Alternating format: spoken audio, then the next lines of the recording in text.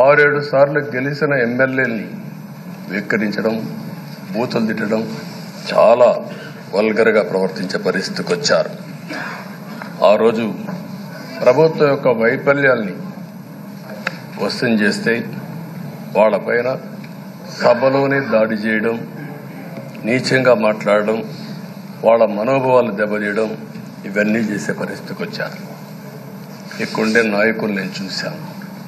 ఆ రోజు తెలుగుదేశం పార్టీ 23 మంది గెలిచాం.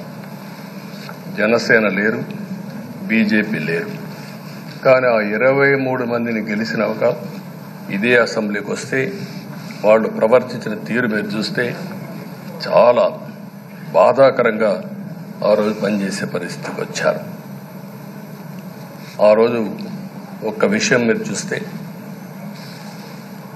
నేను కూడా ఇదే హౌస్లో చాలా బాధపడిన సందర్భం రోజు ఉంది.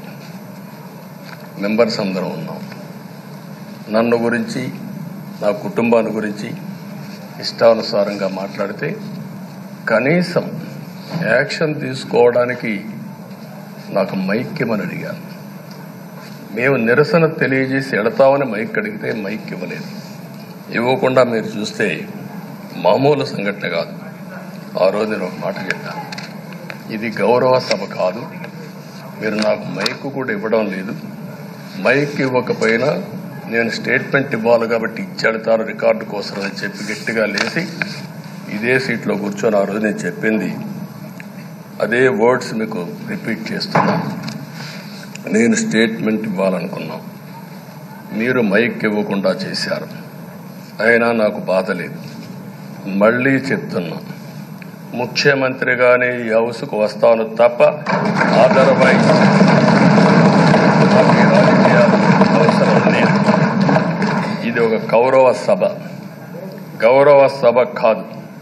ఇలాంటి గౌరవ సభలో నేనుండనని మరొక్కసారి చెప్తూ మీకు నమస్కారం.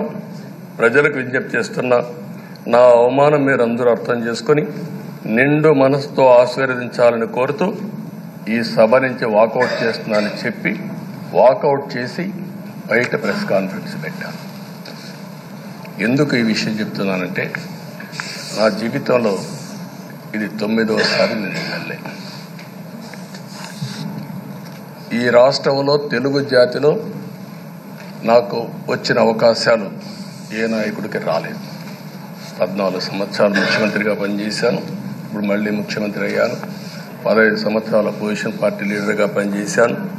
కానీ తిరుపతిలో నా పైన దాడి జరిగింది. 24 క్లేమోర్ మైన్స్ నా మీద బ్లాస్ట్ చేశారు.